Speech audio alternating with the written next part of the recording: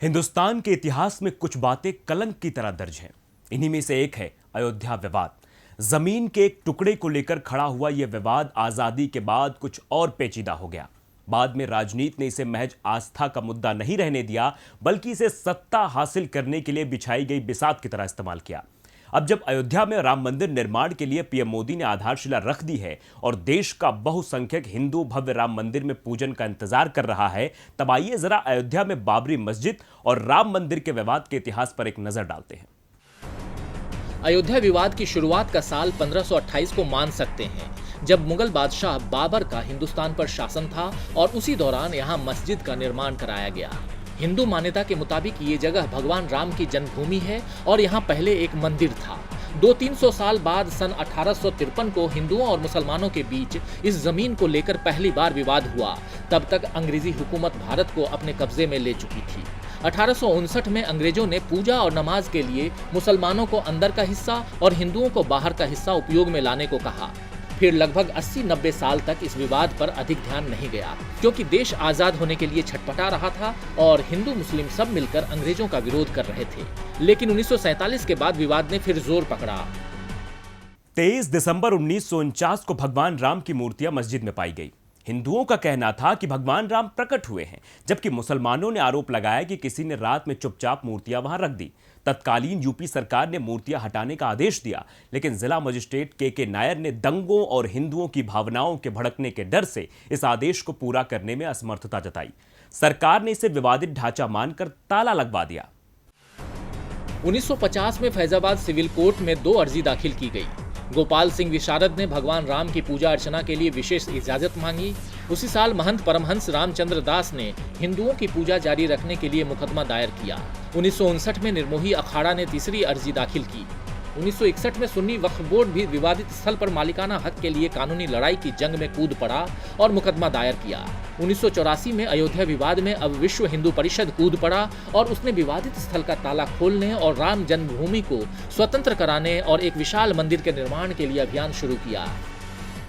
1985 में तत्कालीन प्रधानमंत्री राजीव गांधी ने विवादित स्थल का ताला खुलवा दिया। साल 1986 में यूसी पांडे की याचिका पर फैजाबाद के जिला जज केएम पांडे ने 1 फरवरी 1986 को हिंदुओं को पूजा करने की इजाजत देते हुए ढांचे पर से ताला हटाने का आदेश दिया।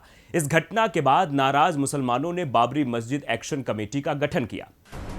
1989 से इस मुद्दे पर राजनीति का रंग चढ़ गया और विश्व हिंदू परिषद के आंदोलन को भाजपा ने समर्थन देकर राम मंदिर आंदोलन को तेज कर दिया। 1989 में ही राजीव गांधी ने बाबरी मस्जिद के निकट राम मंदिर के निर्माण के लिए शिलान्यास की इजाजत दे दी।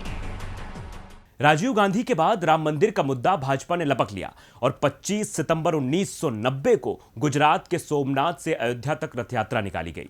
मौजूदा प्रधानमंत्री नरेंद्र मोदी की राजनीतिक यात्रा को गति भी इसी रथ पर सवार होने से मिली। बहरहाल आडवाणी जी की रथ यात्रा जैसे जैसे आगे बढ़ रही थी, भारतीय समाज में दरारें और गहरी होती जा रही थी। इस यात्रा का मकसद केवल धार्मिक नहीं है, बल्कि मंजिल दिल्ली है, यह साफ समझ में आ रहा था और यह भी दिख रहा था कि अगर इस बार हिंदुस्तान बिखरा तो उसे समेटना मुश्किल हो जाएगा। एक और जहां आडवाणी जी के रथ के आगे आने की कोई हिम्मत नहीं कर रहा था, वहीं बिहार में इस तरह की कोशिश पर लगाम कसी गई।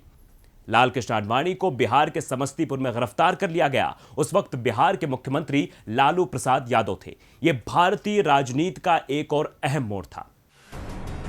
आडवाणी जी की गिरफ्तारी के बाद भाजपा ने केंद्र की तत्कालीन वीपी सिंह सरकार से अपना समर्थन वापस ले लिया था और अक्टूबर 1991 में उत्तर प्रदेश के तत्कालीन मुख्यमंत्री कल्याण सिंह ने विवादित स्थल के आसपास की 2.77 एकड़ भूमि को अपने अधिकार में ले लिया। 6 दिसंबर 1992 को हजारों कार सेवकों ने अयोध्या पहुंचकर बाबरी मस्जिद को गिरा दिया और एक अस्थायी मंदिर बना दिया। इस घटना के बाद देश में तनाव कायम हो गया, जिससे आज तक मुक्ति नहीं मिली है। मस्जिद गिराने की आपराधिक घटना की जांच के लिए 16 दिसंबर 1992 को आंध्र प्रदेश उच्च न्यायालय के सेवानिवृत्त मुख्य न्यायाधीश एमएस लेब्राहन की अध्यक्षता में लेब्राहन आयोग गठित किया गया। लेब्राहन आयोग को 16 मार्च 1993 तक यानी 3 महीने में रिपोर्ट देने को कहा गया था, लेकिन आयोग ने रिपोर्ट देने में 17 साल लगा दिए। 1993 में केंद्र के अधिग्रहण को मोहम्मद इस्माइल फारूकी ने सुप्रीम कोर्ट में चुनौती दी, लेकिन कोर्ट ने इस चुनौती को खारिज कर दिया कि केंद्र सिर्फ इस जमीन का संग्राहक है। जब मालिकाना हक का फैसला हो जाएगा तो मालिकों को जमीन लौटा दी जाएगी। 1996 में राम जन्मभूमि न्यास ने केंद्र सरकार से इस जमीन को वापस मांगी, लेकिन मांग ठुकरा दी गई। इसके बाद न्यास ने हाई कोर्ट का दरवाजा खटखटाया, जिसे 1997 में कोर्ट ने भी खारिज कर दिया। 2002 में जब गैर विवादित जमीन पर कुछ गतिविधियां हुई तो असलम भूरे ने सुप्रीम कोर्ट में याचिका लगाई। 2003 में इस पर सुनवाई के बाद सुप्रीम कोर्ट ने यथास्थिति कायम रखने का आदेश दिया। कोर्ट ने कहा कि विवादित और गैर विवादित जमीन को अलग अलग करके नहीं देखा जा सकता। 30 जून 2009 को लिब्राहन आयोग ने 4 भागों में 700 पन्नों की रिपोर्ट तत्कालीन प्रधानमंत्री डॉक्टर मनमोहन सिंह और तत्कालीन गृह मंत्री पी चिदम्बरम को सौंपी। 31 मार्च 2009 को समाप्त हुए लिब्राहन आयोग का कार्यकाल अंतिम बार 3 महीने यानी 30 जून तक के लिए बढ़ाया गया। और इसके बाद 2010 में इलाहाबाद हाईकोर्ट ने विवादित स्थल को सुन्नी वक्फ बोर्ड, रामलला विराजमान और निर्मोही अखाड़ा के बीच 3 बराबर हिस्सों में बांटने का आदेश दिया। लेकिन सभी पक्षों ने इस निर्णय को मानने से अस्वीकार करते हुए सर्वोच्च न्यायालय का दरवाजा खटखटाया।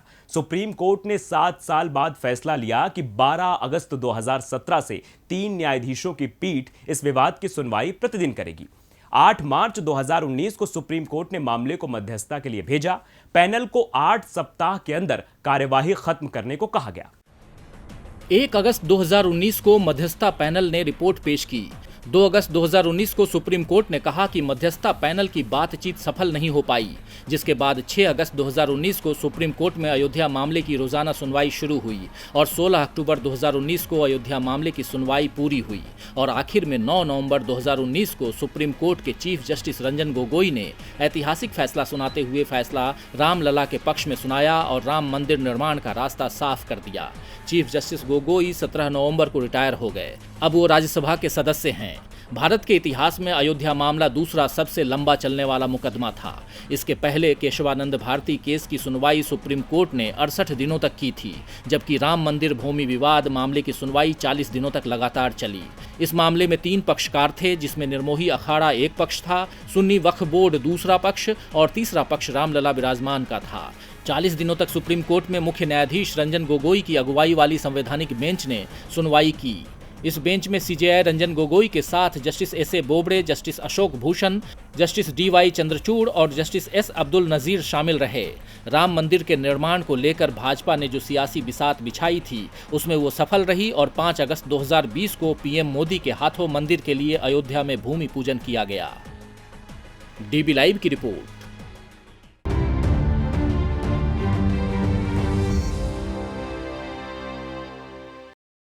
हमारे चैनल से जुड़े रहने के लिए YouTube पर टाइप करें DB लाइव, सब्सक्राइब बटन को क्लिक करें और बेल आइकन को दबाना ना भूलें ताकि खबरें आप तक पहुंचती रहें। देखते रहिए DB लाइव, क्योंकि यहाँ हैं खबरें लगातार।